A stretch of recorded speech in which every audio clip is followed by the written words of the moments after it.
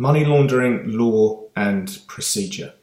For this presentation, if you can go to the website please, and on the menu for money laundering, click the tab and you'll see a heading Presentations. If you can click the Money Laundering Law and Procedure presentation, and also the guide, Money Laundering Guide to Law and Procedure, as we will be referring to both during the presentation. Also, please have access to the website because we will also be reviewing your legislation, the Anti-Money Laundering Act 2008 and the Economic and Organised Crime Act of 2010. If you can turn to the presentation, please, and after the title page, you'll see a heading, Types of Money Laundering. And if you can also turn to page 6 of the guide. And you'll see there at the top of the introduction a definition in relation to money laundering. It's, in essence, the process by which criminal proceeds are sanitized to disguise their illicit origins. Acquisitive criminals want to make a profit. Organized criminals want to make a profit through their drug trafficking, human trafficking, corruption, and in relation to other types of criminality. And they need to hide their profits. And they want to do that because they want to avoid the attention of law enforcement, who may be able to recoup those ill-gotten gains through court processes such as confiscation orders or pecuniary money orders that we will look at in relation to the Economic and Organised Crime Act 2010. And obviously, to hide that money, the criminals will use money laundering schemes. And they can either be very simple or highly sophisticated. Simple in as much as just a handover of cash in a bag from one party to another, to the highly sophisticated and hiding within legitimate companies and mixing both the legitimate and the criminally acquired monies. So there are usually 3 stages in those sophisticated money laundering schemes. And the first stage would be placement. So that's simply getting the money into the financial system. So that could be as straightforward as the money being deposited into a bank account. The second stage is layering.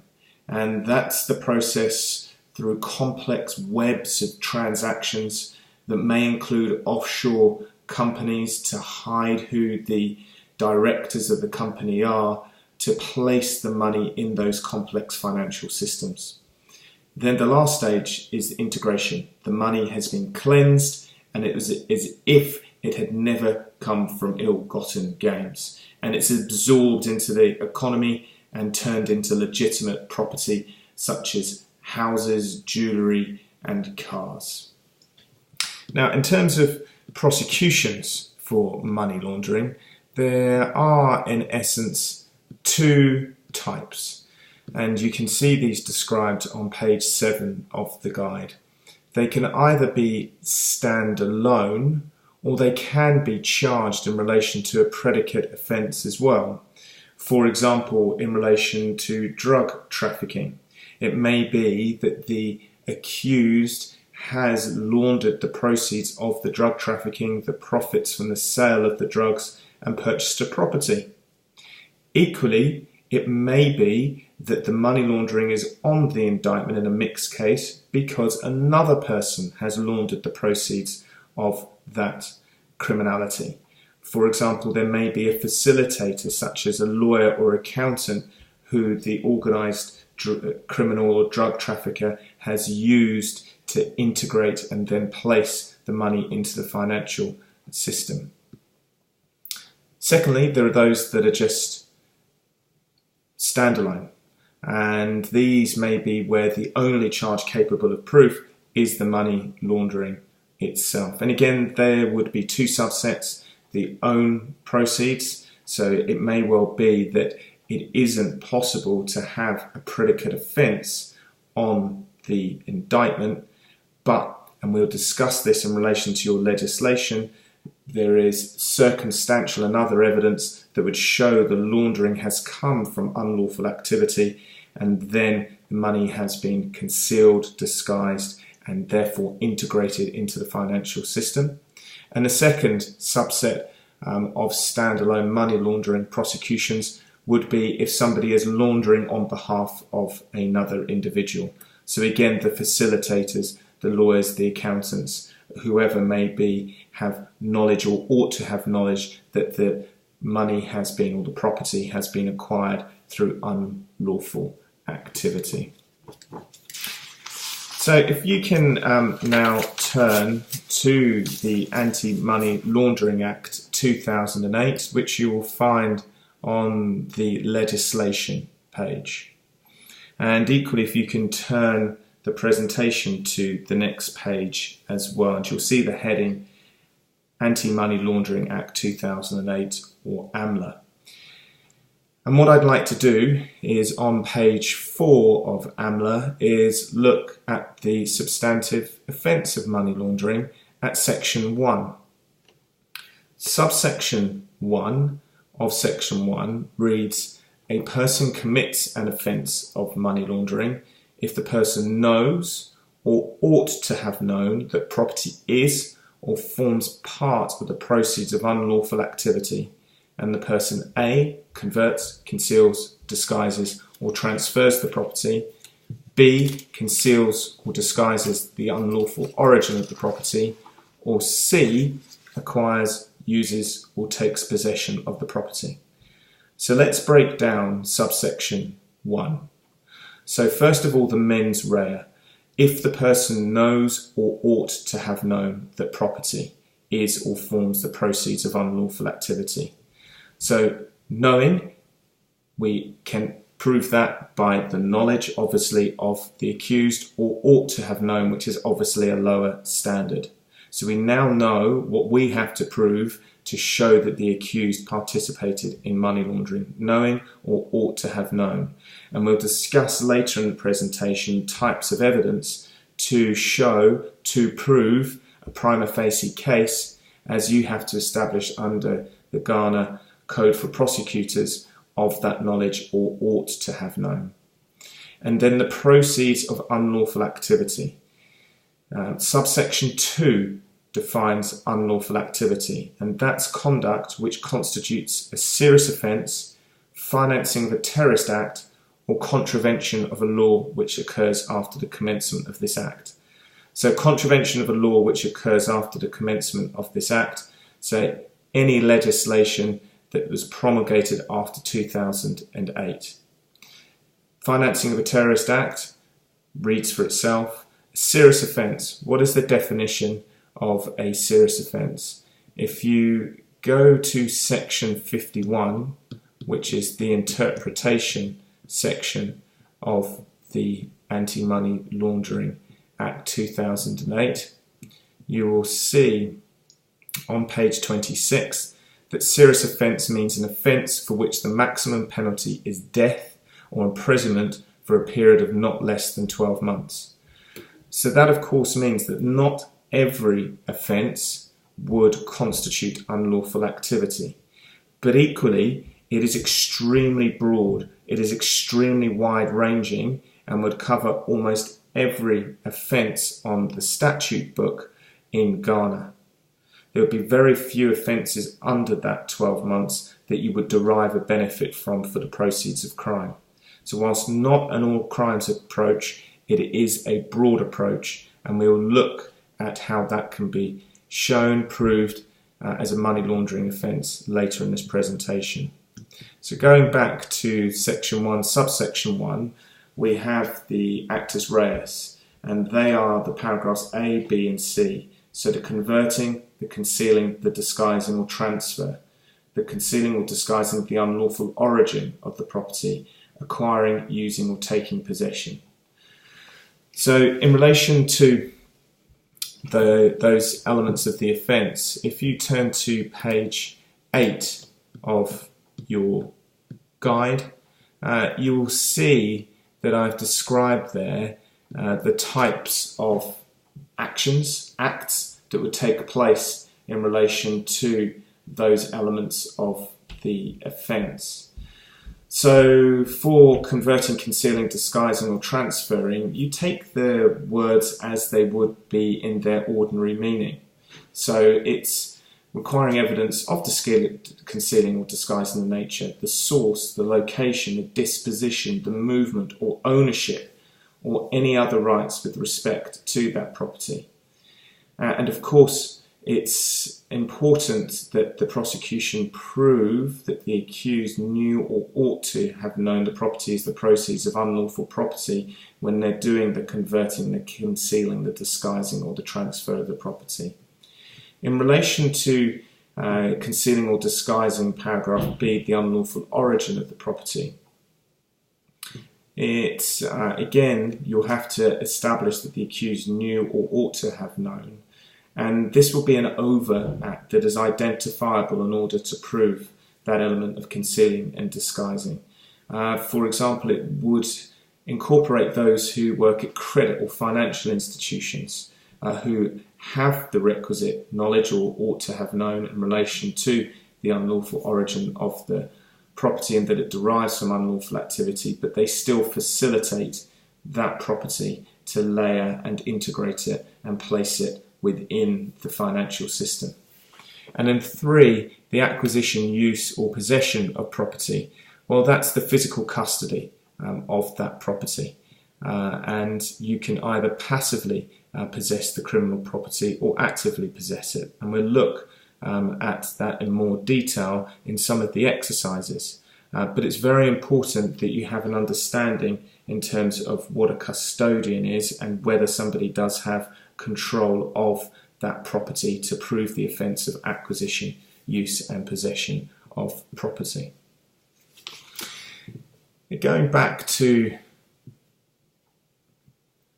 the Anti-Money Laundering Act, Section 1, subsection 2, we can see that equally the conduct can occur in Ghana or elsewhere. It's just important that the unlawful activity is conduct which constitutes a serious offence, financing of terrorism or contravention of a law after 2008. So it's very important that if there is conduct which occurs outside of the jurisdiction, as there often will be in relation to organised criminal that's transnational in nature, if there's drug trafficking that takes place in one country but the profits of that criminality are hidden in Ghana or they're possessed in Ghana, then in those circumstances there would still be jurisdiction to prosecute that matter, as subsection 2 of section 1 confirms. There is still jurisdiction in Ghana. Moving on to section 2 of the Anti-Money Laundering Act 2008. A person commits an offence if the person knows or ought to have known, so again the same mens rea, that another person has obtained proceeds from an unlawful activity. Unlawful activity definition remains as per section 1 subsection 2, and enters into an agreement with that other person or engages in a transaction where A, the retention or the control by or on behalf of that person of the proceeds of unlawful activity is facilitated, or B, the proceeds from that unlawful activity are used to make funds available to acquire property on behalf of that other person. So here again we are looking at agreements with facilitators and those who equally aid and abet in relation to money laundering activity. So a very good example is in relation to a partner or a wife of a drug trafficker. Drug trafficker profits, no other income, and there are properties that are purchased but not in the name of the drug trafficker but in the name of the wife or the partner, who again has no legitimate income, but they have entered into an agreement in terms of acquiring the property, taking the money for the purchase of the property from their partner or husband, and then they've engaged in a transaction where the retention or the control is on behalf of that drug trafficker, paragraph A. Or B, the proceeds from that unlawful activity are used to make funds available to acquire property on behalf of that other person.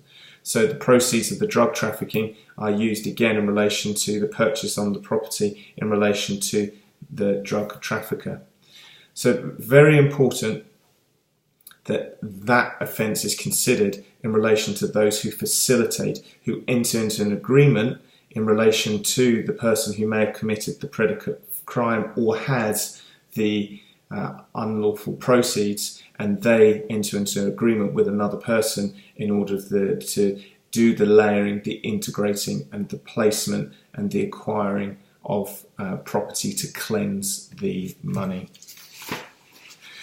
If you can now move on in relation to the presentation to the next page, which is headed Unlawful Activity, because I want to consider how you can prove unlawful activity. Do you have to also prove the predicate crime? So in our drug trafficking example, do you also have to prove the drug trafficking as part of standalone proceedings just for money laundering? So you have an example of a property that's been purchased, you have a drug trafficker who has been prosecuted but may be acquitted in relation to drug trafficking, but there is a property. So can you demonstrate that the drug trafficking proceeds have been used to purchase the property if there's been an acquittal? Equally, can you use standalone proceedings in relation to unlawful activity if there's no other explanation in relation to wealth and there is a property that is being purchased and there are no other income? So does that mean it has come from unlawful activity? If somebody is in possession in relation to a substantial amount of money and they have no other explanation, does that mean that money laundering can be proven? So does a predicate crime have to be shown? If you can turn to the website and click on the menu, you'll see case law. And there on the case law, you'll see R against Anwar 2008, the Crown against Anwar. This is an authority from England and Wales and the Court of Appeal. It's a persuasive authority. I have been unable to find any authority or precedent in Ghana, so in those circumstances as a Commonwealth jurisdiction, the law in England and Wales would be persuasive. But please be aware that the law in England and Wales, the Proceeds of Crime Act 2002, is an all crimes approach, whereas that it is different in relation to Ghana. But I want to run through Anwar to see about its applicability to Ghana. So once you have clicked on the link, you'll see the background facts from paragraph 2. But in short, this was an undercover operation, and the undercover officer recorded a conversation with a drug trafficker in relation to laundering the proceeds of crime. It was then a link to those launderers in money exchange bureaus that showed vast amounts of money that were going through the accounts of the money exchange bureau, some of which were going back to the known drug trafficker, but it could never been shown in terms of what the source of the money was. Therefore, this was a standalone money laundering case, and it was whether the precise crimes that generated that criminal property and what the class or type of criminal conduct involved, did that have to be established? And the leading case at the time was R against NW. And that said exactly that. For the purposes of a prosecution under money laundering, the prosecution, whilst it didn't have to establish precisely what crime or crimes had generated the property in question, it did have to establish at least the class or type of criminal conduct involved. If you can turn now down to paragraph 21, and it was decided that in Anwar, the Crown could prove the property derived from crime in two ways. A, by showing that it derived from conduct of a specific kind or kinds, and that conduct of that kind or those kinds as unlawful. So if it could be shown that the money had come from drug trafficking, that obviously was a way that the prosecution could prove their case. But the most interesting element of the Anwar decision is the second limb. So by evidence of the circumstances in which the property is handled, which is such as to give rise to the irresistible inference that it can only have been derived from crime. And in those circumstances, the Court of Appeal confirmed that in the facts of this case, that there was no innocent explanation and only that could stand the test. And the only way that the defendants had said was that it had come from legitimate trading, but that had clearly been rejected in relation to the decision by the tribunal of fact to jury in this situation. So in those circumstances, it was clear that the jury had decided that there was an irresistible inference because of the facts of the case, the vast amounts of money that had been going through the accounts, that clearly the jury had decided there was no legitimate explanation, and therefore there was an irresistible inference because of the vast volumes of money that had been derived from crime. So in relation to the law in Ghana, we can see under section 1 subsection 2 that it's not an all crimes approach. But is it still the case? Because section 1 subsection 2 would cover virtually every offence in Ghana, that this approach of an irresistible inference can also apply.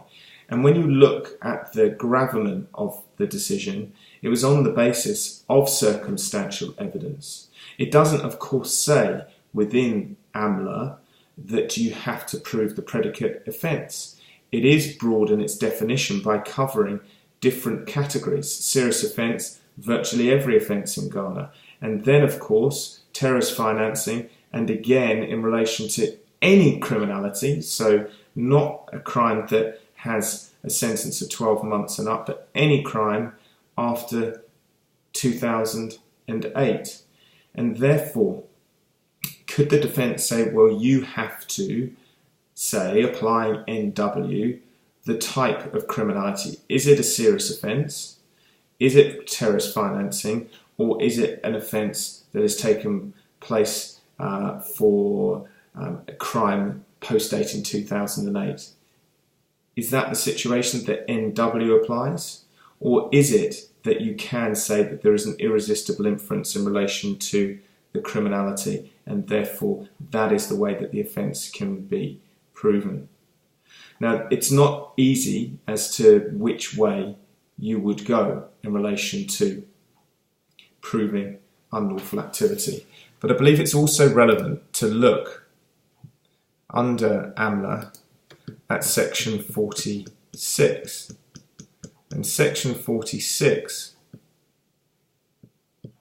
on page 21 at subsection 2 says, in a trial for an offence under this Act, the accused person may be presumed to have unlawfully obtained pecuniary resources or property in the absence of evidence to the contrary, if the accused person A is in possession of pecuniary resources or a property for which the accused cannot account and which is disproportionate to the accused person's known sources of income, or B had at the time of the alleged offence obtained access to personal pecuniary resources or property for which the accused cannot satisfactorily account. Now, when you read section 46, 2A and B, is this not the irresistible inference? When it says that the accused cannot account, which is disproportionate to the accused person's known sources of income. And, of course, B, at the time of the alleged offence, obtained access to the resources for which the accused cannot satisfactorily account. So again, that is similar, is it not, in relation to Anwar, in relation to a jury deciding that the account that had been provided clearly that was not adequate. And this is exactly the same, that if a disproportionate income or not a satisfactory account, then section 46.2 makes it clear that a person may be presumed to have unlawfully obtained that property through unlawful activity. So important, please, to consider section 46.2 and consider about the irresistible inference in relation to amwar. Also, I want to take you to another case example from England and Wales of F, and you'll see this on the website at the case law section. So click on F and you'll see this was a case where two individuals were flying from London to Tehran and they had 4 bags. They were stopped, sniffer dog having detected currency, and when the two individuals were asked what was in the bag, in the 4 bags, one of them replied that there was £600, and the other said they weren't aware of any money. And when they opened the bags, they found £1.18 million worth. Both were interviewed, and they said that they were asked to carry a bag on behalf of another. So the situation was that there were lies, more money than was originally said, and they admitted to the fact that they had carried money for another. So taking all of that into account, the prosecution case of the money constituted criminal property on the basis of the irresistible inference that there was so much money, there were lies, that it could only have come from unlawful activity. There was no legitimate account of where the money had come from. They were seeking to conceal transfer, and they obviously were in possession and taking it overseas. And the Court of Appeal agreed with the presentation of the case on that basis. So again, applying the law in Ghana, section 46, if there hadn't been an adequate account or not a satisfactory account under subsection 2b, then in those circumstances exactly the same result would have been obtained. Consider your constitution though, and putting a defence hat on. Under Article 9.2c, there is a presumption of innocence until proven guilty. But then if you look at Article 19, Clause 16, there is then an evidential burden that is placed upon the accused. So please be aware if there are challenges on the basis of the Constitution by those who represent the accused, that the Constitution, in my view, should assist in relation to Article 19, Clause 16, in relation to the evidential burden, which would be exactly what Section 46.2 covers. It asks for an account, and that account is either unsatisfactory, or let's look again, or the income is disproportionate to the accused person's known sources of income. So very important to consider, one, what the challenges would be, secondly, the available evidence, and thirdly, how you prove that and whether a predicate offence needs to be established or not. In my view, not, but look at your legislation carefully to determine your interpretation using the cases from England and Wales that are persuasive of amwar and F. There are other case references within the guide. Please consider those. One is Bola, and you can see Bola, a Privy Council decision from Mauritius that is on the website under the case law section as well, which again refers to amwar and the irresistible inference. Okay, now we're going to look at evidence and the type of evidence that will be important to prove the offence of money laundering. So how are we going to prove that the accused knows or ought to have known that the money, the property, has come from unlawful activity? Well, on page 11 we look at some examples. So accomplice evidence. If somebody has also been accused of the offence, for credibility I'd always suggest that they purge their criminality. plead guilty and then give evidence. That obviously ensures that the defence argument that somebody is only giving evidence on the basis they haven't been prosecuted is incorrect. They're credible on the basis I accept my role in this enterprise, I have pleaded guilty and await sentence after the end of this prosecution at trial, and this is what happened. Forensic evidence, if of course available, if cash can be forensically examined, is there any contamination with drugs? Obviously resource implications, and that can be very expensive. Evidence in relation to complex audit trails. So is there an accountant who can look at the complexity of the transactions? Are they by nature so complex that there is clearly an attempt to ensure that the origin of the proceeds from unlawful activity is hidden because there are so many transactions, and that wouldn't be the usual type of transactions for a particular business? And then cash intensive businesses, again, looking at expert evidence.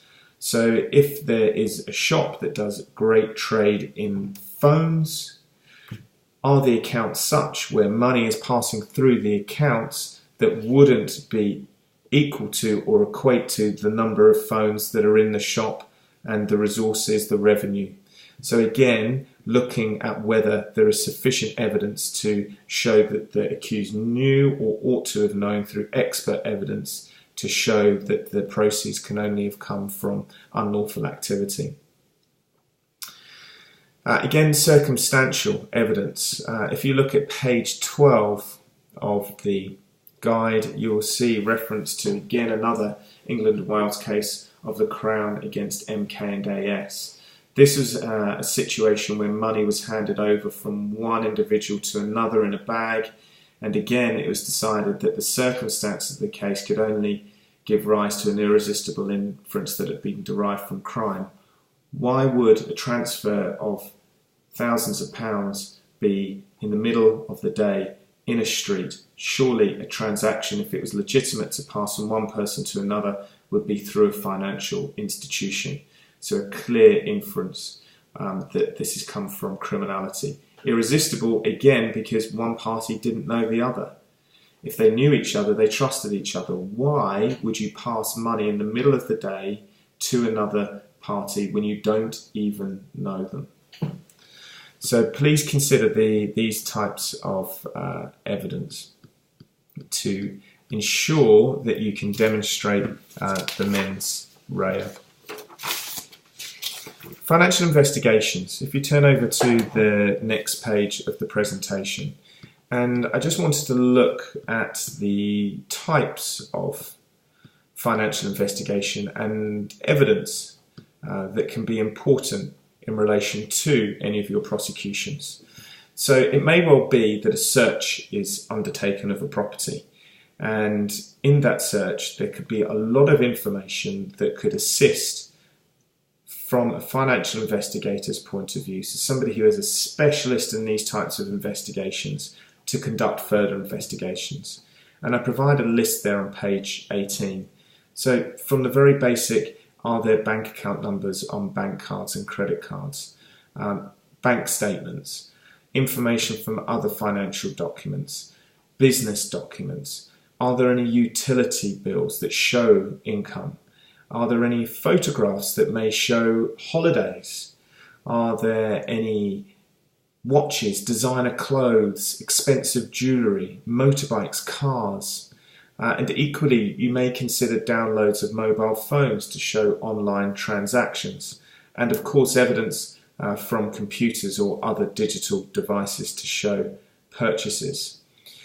This can be very important to show lifestyle evidence. Now, lifestyle evidence will only be of significance if it is an extravagant lifestyle. It must be relevant and supportive of the case to show that these assets have been accumulated through criminal activity rather than legitimate activity. So again, it's very important that to work closely between prosecutor and in relation to law enforcement, okay, so somebody has an extravagant lifestyle, but the last thing we want them to do at trial is say, well, this is where I purchased this from and it's from a legitimate source, or it was a gift from another. You want to be presenting a case where there is no lawful income and therefore how could they afford this extravagant lifestyle. An example is provided of Gordon on page 19, where the large sums of cash was admissible as the existence of active bank accounts and large credits, which would stop or prevent a defence argument that the accused did not trust banks. But this evidence was not relevant or admissible as to past credits and withdrawals, which could only phone an inference of past drug dealing as opposed to present and active drug dealing. So it's very important to consider working closely between prosecutor and investigator as to why are you admitting this evidence, because you don't want to have a defence challenge by straight away saying this is irrelevant. This is irrelevant. We know if there has been an interview and the accused is saying, well, I don't trust banks, well, large sums of cash and the existence of live bank accounts will show, well, why on earth did you have this large amount of money? Clearly, your account isn't true about not trusting banks. So very important. Why are you adducing the financial evidence, and what are you seeking to prove? Now, there are other sources, other uses for financial information which are very important, and I list these down at 20, and predominantly in relation to locating witnesses. So it may be important to work with financial investigators, just as a point of note, or with financial evidence to locate individuals where they may be going on ATMs. So financial information can be very important for other investigations as well. So please consider that money, profit, incentivizes crime. Even if you're not looking at money laundering, financial investigations can be very important. And of course, if there has been a benefit, financial information evidence will be very important in relation to asset recovery, i.e. confiscation orders and pecuniary money orders. So please consider financial evidence and information not only for money laundering investigations, but equally in relation to other investigations as well. It can be very persuasive evidence. Now, I wanted to look at the available tools for financial investigations that can be used. So firstly, looking at the Economic and Organised Crime Act of 2010. So if you go to the Economic and Organised Crime Act of 2010, and we're going to look at sections 26 and 27. So section 26, now remembering, under EOCA, there will have to be an authorised officer from EOCO who will conduct the search. And the authorised officer must have reasonable grounds under section 26 to suspect that there is, may or could be tainted property on land or in any premises. So what is tainted property under section 26 and EOCA? So now we're going to go to section 74, and down towards the bottom of that section you'll see a definition of tainted property. And that means property A used in or in connection with the commission of a serious offence, or derived, obtained or realised as a result of the commission of a serious offence. So used as part of or the result of a serious offence. Now, serious offence, the definition, precedes the definition of tainted property in section 74. It is a different definition to that under AMLA and section 51. So you can see the definition there in relation to participation in organised crime group, etc. And then equally murder, grievous bodily harm, armed robbery or theft. And then C, any other similar offence or related prohibited activity punishable with imprisonment for a period of not less than 12 months. So again, very broad, but under section 26, if we go back up to section 26 for the search, the authorised officer must have reasonable grounds to suspect that there could be tainted property. So property that's either has been used in the commission or is the result of the commission of an offence. So again, used in or in connection, or is derived, obtained or realised as a result of the commission of the offence. So you may consider that's quite restrictive, and you may want to consider, well, do we have that reasonable ground to suspect that there is any cash on the property that derives from a drug trafficking matter? You may want to go and review Section 88 of the Criminal Procedure Code and secure a warrant on that basis. But please consider that under Section 26, subsection 2, if during the course of the search the authorised officer finds property that is believed to be tainted and wasn't specified in the warrant, or tainted property in relation to another serious offence, or will be evidence in relation to the commission of a serious offence, then the officer can still seize that item. So if there isn't a item within the property that's subject to the warrant, but you can still seize if there are reasonable grounds as stipulated under subsection 2A and B that the officer, the authorised officer, believes that it's still tainted property. And there can be, or used in the commission of a serious offence, and there can be situations where you go into a property and on that basis, can you seize the item if it's not specified within the warrant? Section 26 would allow you to do that. So very important that if there is a financial element in relation to an investigation, you are in contact with EOCO so that an authorised officer is present and they're properly briefed in relation to what the situation is, and also EOCA is applied in relation to anything that is seized that wasn't listed on the warrant. Section 27 in relation to searches in emergencies.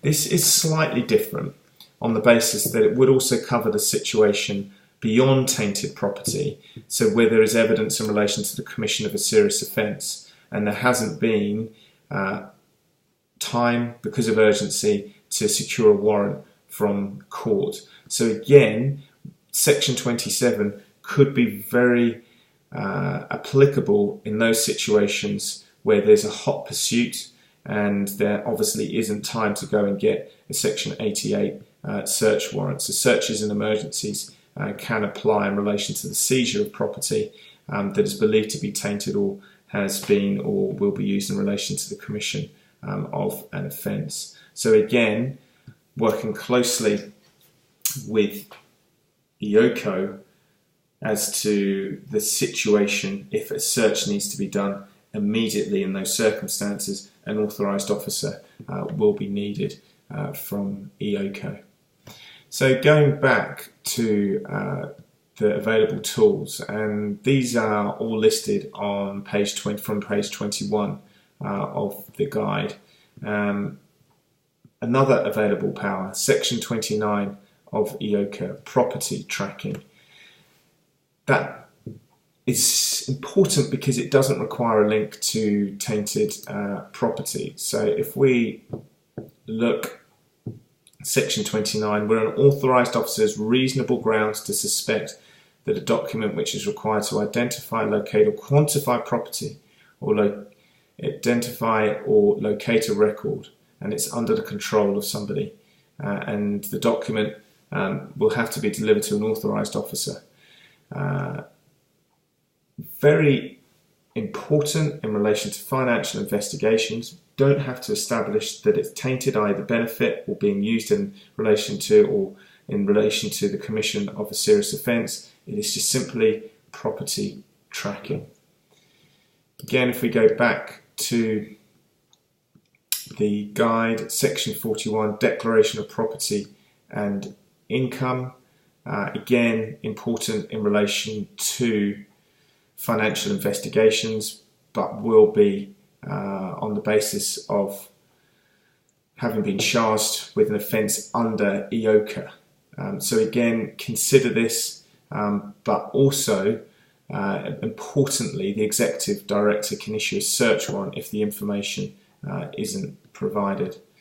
Now, what happens if you garner evidence using the powers and provisions under these investigative tools, but you want to use it in evidence? Well, please review section 63 of EOCA, which is the power to secure evidence via a production order. Now, again, it will only apply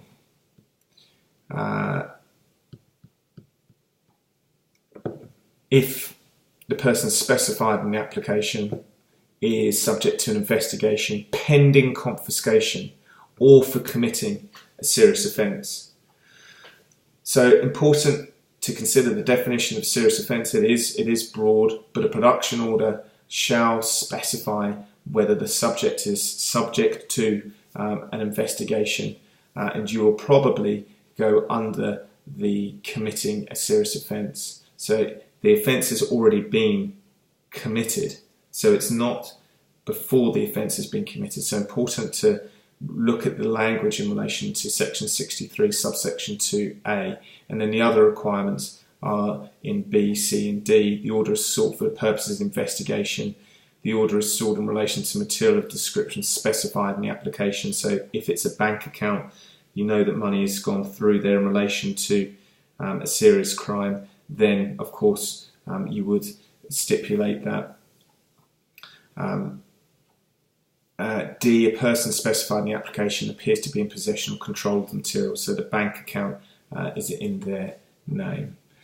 It may of course be control through another third party as well, but you're going to have to establish evidence in relation to that. Sometimes the organised criminals will use another person's account to control their money, but you'll have to establish evidence in relation to that. Section 64 will go through the elements of the application for a production order. Interestingly, section 64a small 2 does say that the person specified in the application as being subject to the investigation is suspected of having committed or committing a serious offence. So that would suggest that the serious offence hasn't been complete yet. So again, you're going to have to work closely with EOCA to confirm exactly what the requirements are and what you specifically need to obtain if you can't get it by way of consent from a financial institution and they need some audit trail, so they need a court order to be able to disclose this information. Going back to the guide, another important feature of AMLA is a monitoring order on page 24 under section 38 of AMLA. And this may be that you have an investigation and you want to see exactly where money is going to and from lifetime. So again, that power is available to the Financial Intelligence Centre, the FIC, but only for a period of 3 months. So again, you want to be working closely with the FIC in relation to establishing a monitoring order. Now, to ensure that that material can be used evidentially, that's when you need to be applying for your production order under section 63 of EOCA, applying the conditions in section 64 of EOCA. Now, I wanted to do a brief introduction for asset recovery, because of course it is an occupational hazard for criminals to go to prison. But what they don't like and what they cannot handle is the money, the profit being taken away. Remember that criminality at the level of organised crime is self-perpetuating. Make a profit from the illegal transaction, put it into another illegal transaction. They need the money to be constantly flowing. But equally, they spend the money on their extravagant lifestyle, looking after their loved ones, and in those circumstances what they don't like is whilst they're sitting in prison, somebody else is able to perpetuate the crime that they can no longer commit because they don't have the profit and the money, but equally their loved ones are no longer able to lead the life that they once did.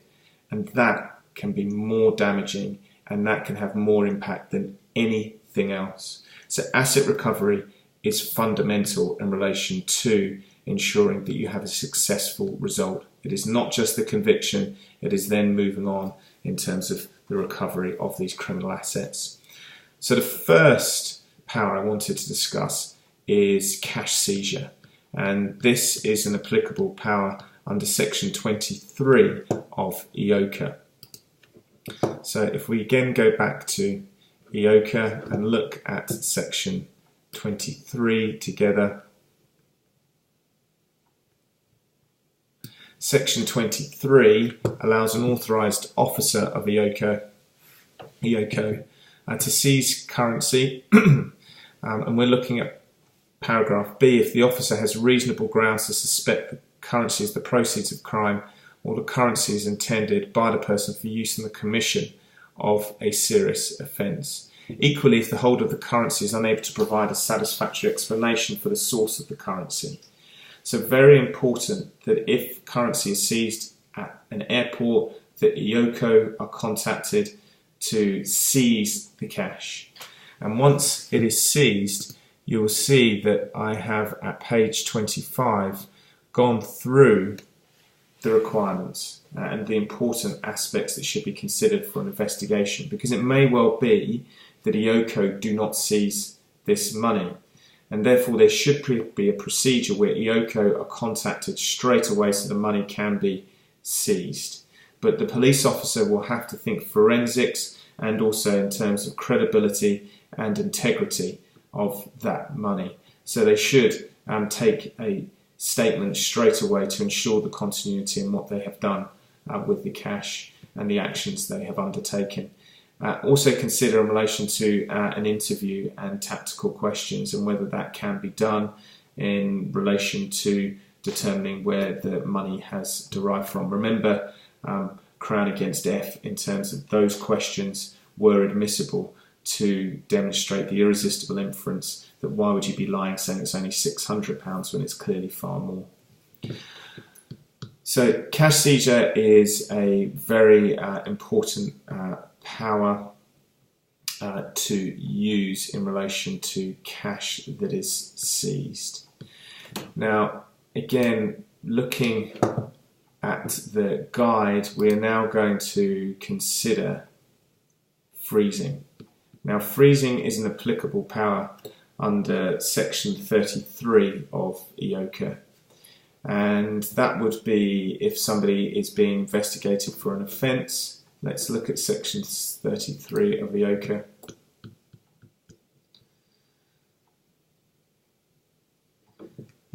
The Executive Director considers that freezing of property is necessary to facilitate an investigation or trial.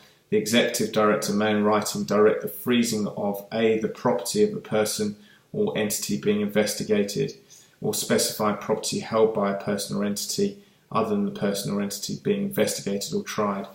Freezing is fundamental because if there is an investigation and the accused, the suspect becomes aware, dissipate their proceeds, and then there will be nothing to confiscate or obtain a pecuniary money order at the end. So please consider section 34 about what needs to be included in any application for a freezing order, but it's important that again there is contact with EOCO to confirm and do the freeze application, and that must be done as a priority. But also consider the timing.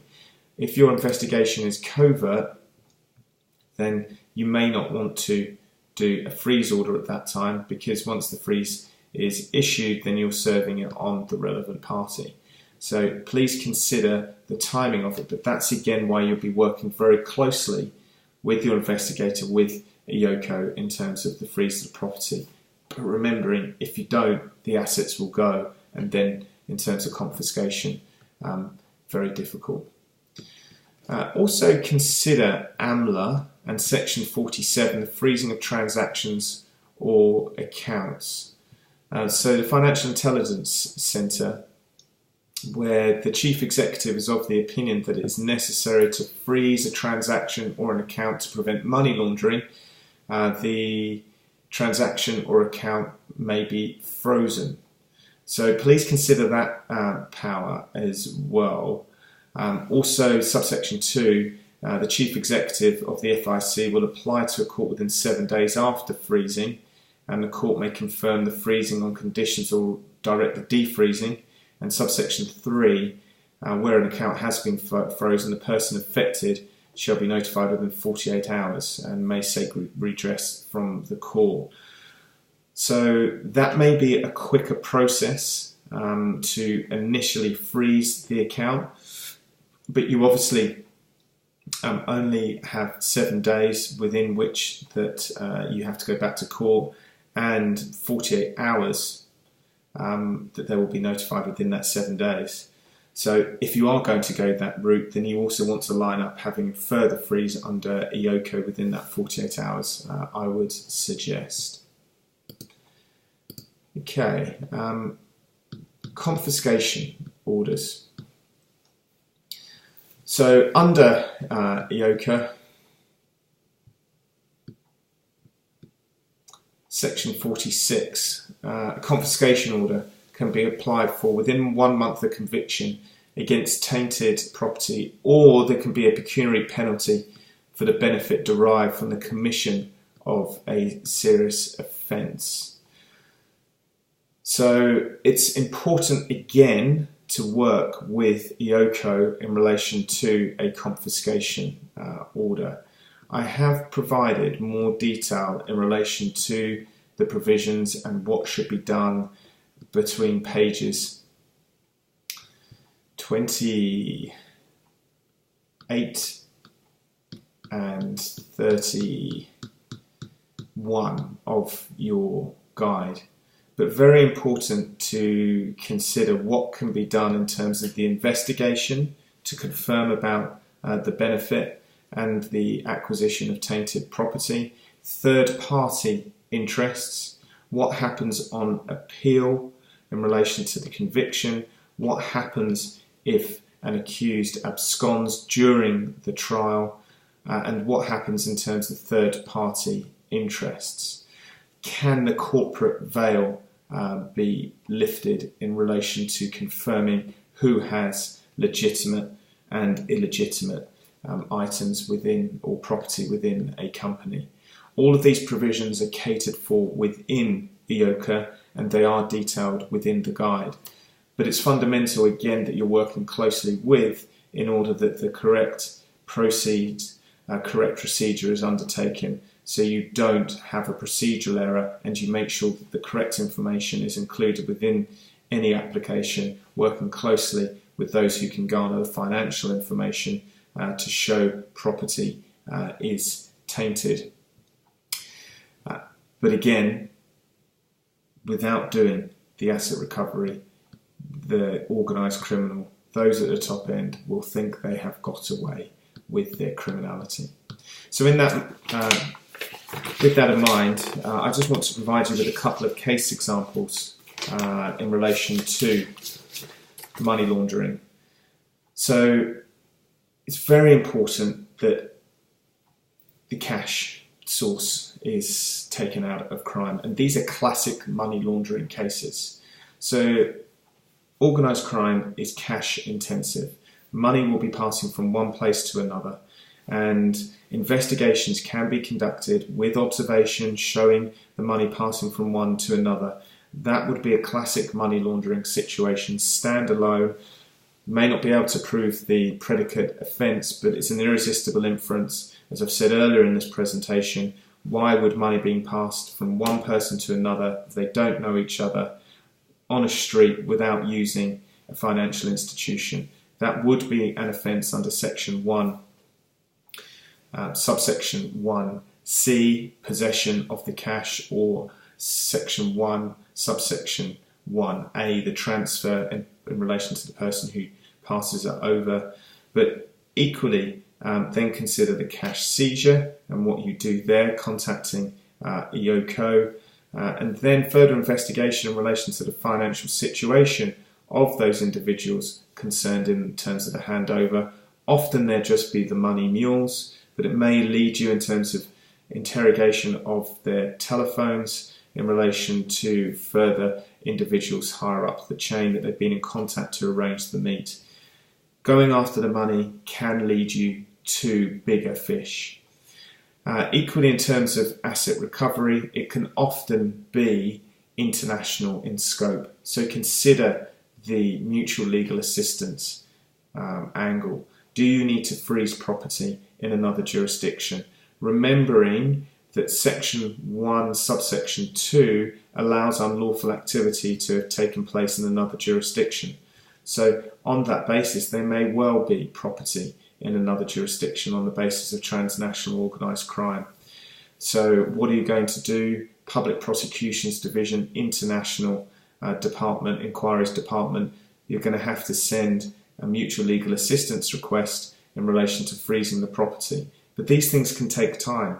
So should you use the spontaneous provisions and inform the other jurisdictions so they can use their own process in order to freeze that property?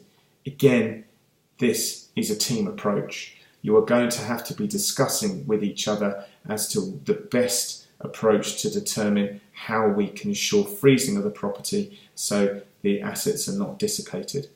So I hope you've got the theme in relation to these investigations can be straightforward and lead to successful results with proper application of the law and procedure. But equally, even if they are complex, there will always be somebody who will be able to assist your investigation and prosecution when you work together as a team.